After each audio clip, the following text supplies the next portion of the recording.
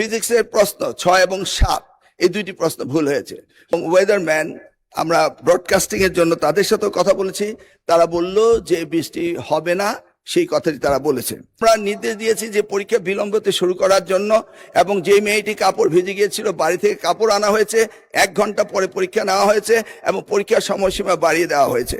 পরীক্ষা আমরা নিয়ে থাকি সারা বাংলাদেশে এসএসসি পরীক্ষায় প্রায় 2700 সেন্টার রয়েছে এবং 64টি জেলায় এই 2700টি সেন্টার একত্রে পরীক্ষা শুরু হয়। ইতিমধ্যে আপনারা শুনেছেন যে চট্টগ্রামে যখন এই ফ্লাড হলো তখন আমরা একে একে প্রথম রাঙ্গামাটি, বান্দরবন, পরে আমরা খাগড়াছড়ি এবং এরপরে আমরা চট্টগ্রাম পুরা বোর্ডের পরীক্ষা আমরা বন্ধ করে দিয়েছি। আমরা লক্ষ্য করেছিলাম বৃষ্টি হচ্ছিল এবং আমরা মনিটরিং করছিলাম।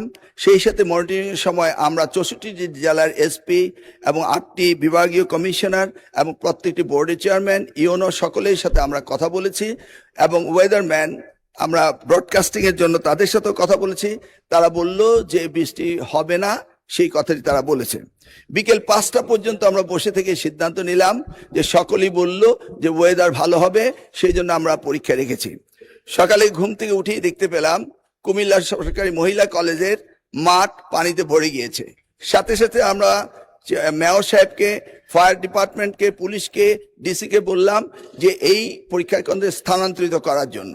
তারা তখন সকলকে নৌকায় করে ওই স্কুলের 5তলা ভবন সেখানে নিয়ে পরীক্ষা তারা নিয়েছে। আমরা সেটা দেখেছি তাদের দুর্ভোগ। তাছাড়া বাংলাদেশে, সারা বাংলাদেশে আমরা ডিসিদের সাথে কথা বলেছি এবং ইউনিয়নের সাথে, তারা বলেছে যে কোথাও পরীক্ষা কোনো রকম দুর্যোগ ঘটেনি, একটি শুধু কুমিল্লা মহিলা কলেজে ঘটেছে। এবং সেই সাথে ফিজিক্সের প্রশ্ন 6 এবং 7 এই দুইটি প্রশ্ন ভুল হয়েছে। মাননীয় স্পিকার, আমরা দায়িত্ব পেয়েছি মাত্র 4 মাস। কোশ্চেন মডারেটর, আগের কোশ্চেন মডারেটর কোশ্চেন করেছিল। আপনি জানেন যে কোশ্চেন মডারেট করতে হলে এই প্রক্রিয়াটি 2 বছর আগে থেকে শুরু করতে হয়। আমরা এসে কোনো কোশ্চেন তৈরি করতে পারিনি। বিগত গভর্নমেন্টের যে মডারেটর ছিল তারাই কোশ্চেন করেছে। তবুও আমরা তাৎক্ষণিকভাবে ঘোষণা দিয়েছি যে ফিজিক্সের 6 এবং 7 দুইটি কোশ্চেন ভুল হয়েছে, সেটাকে আমরা ফুল ক্রেডিট দিয়ে দেব, সেটা আমরা বলেছি। এবং পরীক্ষা যথাযথ হচ্ছে কিনা সেইভাবে সাহায্য সহযোগিতা করার জন্য আমরা সকলকে প্রস্তুত রেখেছিলাম। আজকেও আমরা সারাদিন কথা বলেছি এবং প্রত্যেকটি আমাদের সাথে যারা স্টেক হোল্ডার রয়েছেন তারা বলেছে পরীক্ষা সুন্দর হয়েছে, সুস্থ হয়েছে।